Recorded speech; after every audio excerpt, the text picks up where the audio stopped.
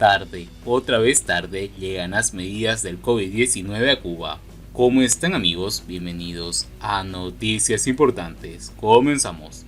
Ni un solo día desde que empezó la pandemia en la isla, las calles de La Habana han permanecido vacías.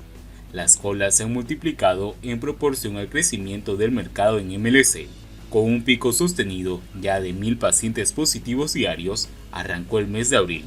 demostrando que no han sido útiles las medidas decretadas a inicio de marzo con el fin de contener la tercera ola de contagio de COVID-19, principalmente en La Habana. Ni el toque de queda, ni la municipalización del comercio, ni las abusivas multas que en lugar de generar conciencia remueven lo peor de una ciudadanía, harta de la carestía y la mala gestión gubernamental, han logrado conjurar el peligro que hasta ahora, si hemos de confiar en las cifras oficiales, ha dejado pocos fallecidos, pero ha provocado el colapso del sistema de salud que lleva años acumulando muchas deficiencias. En estos momentos, las autoridades de La Habana valoran la posibilidad de retomar las regulaciones aplicadas durante el primer rebrote,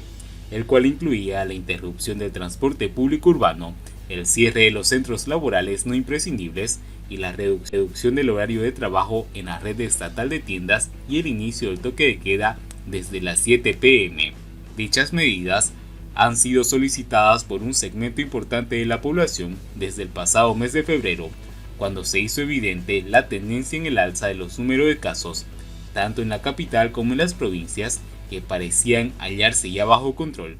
Una vez más, las normas llegan tarde. Si el gobierno pudo controlar el primer rebrote de manera eficaz, cerrando las fronteras y suspendiendo las clases ante la presión ciudadana, en esta tercera oleada, es evidente que las condiciones económicas no lo han permitido. Durante los primeros 8 meses que duró el cierre de 2020, la pesquisa activada facilitó la detección temprana de los casos positivos y los contactos sospechosos. Los centros de aislamiento medianamente cumplieron su función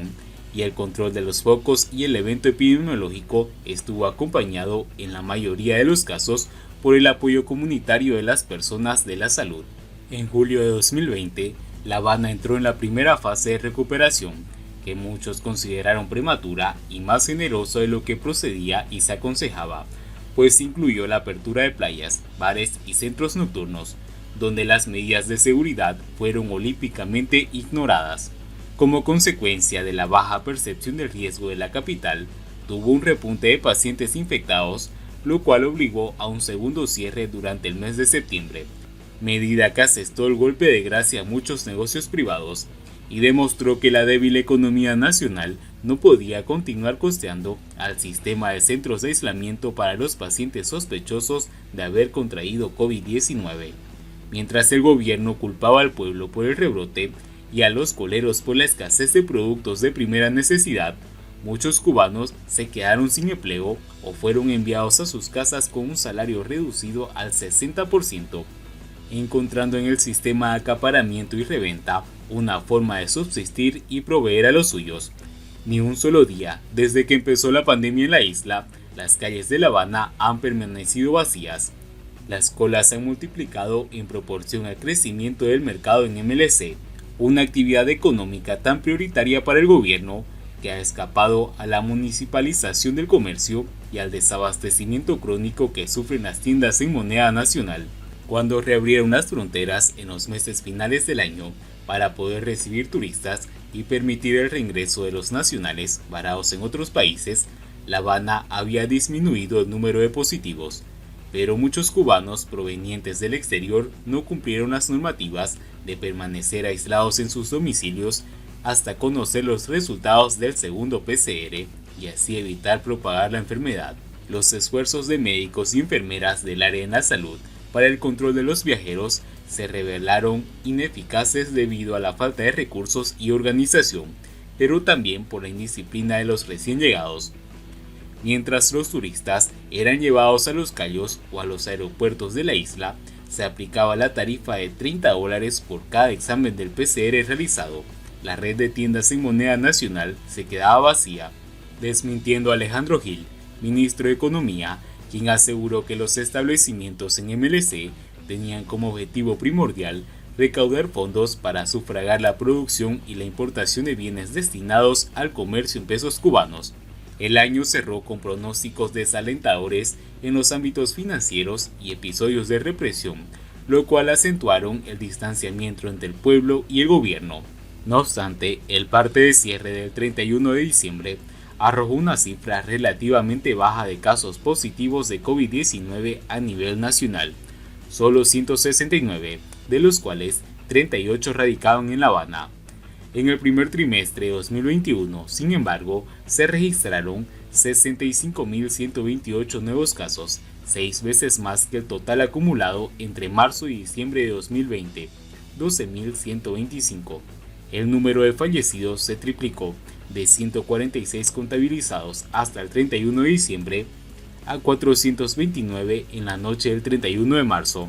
De conjunto con la pandemia, han avanzado la improductividad agrícola, la escasez y la inflación, acelerada por la inoportuna implementación de la tarea de ordenamiento. Las medidas de rapiña que el gobierno ha adoptado en lo que va del año con el objetivo de recaudar divisas, tasa cambiaria de 1 por 24, mayor número de tiendas en MLC,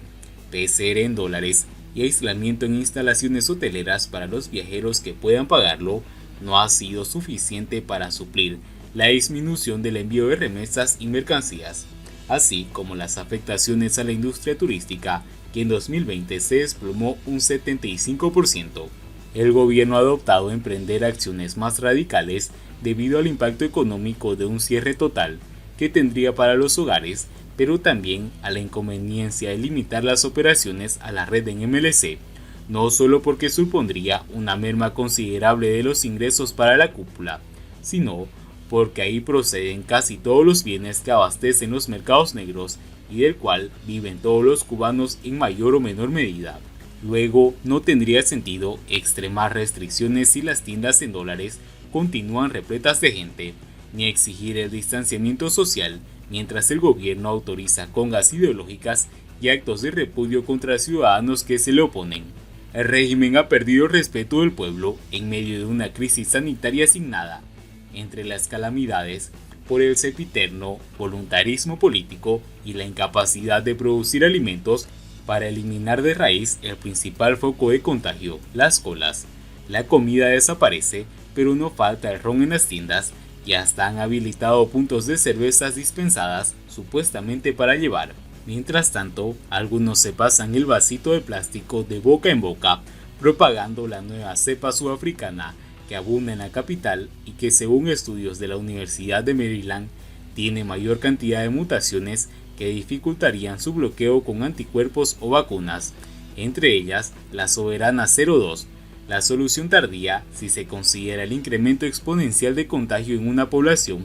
que desde hace tiempo se olvidó del quédate en casa. Como rublo exportable y el ardid publicitario para atraer visitantes extranjeros, la vacuna ha llegado oportunamente, pero para el sistema sanitario el retraso ha sido catastrófico. En las áreas de salud, médicos y enfermeras han trabajado bajo presión extranjera, imposibilitados de cumplir con la vigilancia de los sospechosos, los protocolos de vacunación y los imperativos de la vida cotidiana. Pese al incremento de los focos infecciosos en los municipios densamente poblados como Habana Vieja y Centro Habana, el gobierno sigue enviando mensajes confusos a la población. Tanto propone endurecer las medidas para contener la dispersión del virus, pero acondiciona tiendas para vender productos en MLC,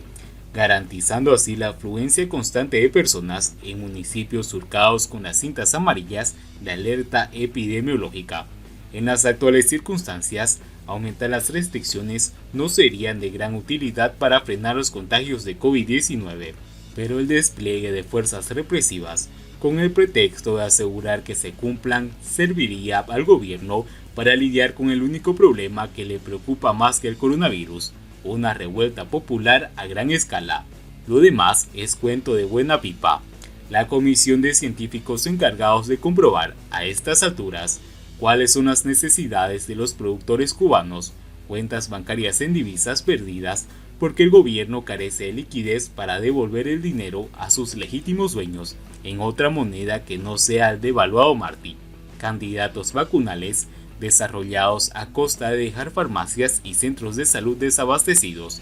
un pirapé de Congreso para refrendar la continuidad del naufragio y un pueblo dispuesto a emigrar por miles apenas se estabilice un poco la situación sanitaria. Y bien amigos, así vamos terminando las noticias importantes del día de hoy.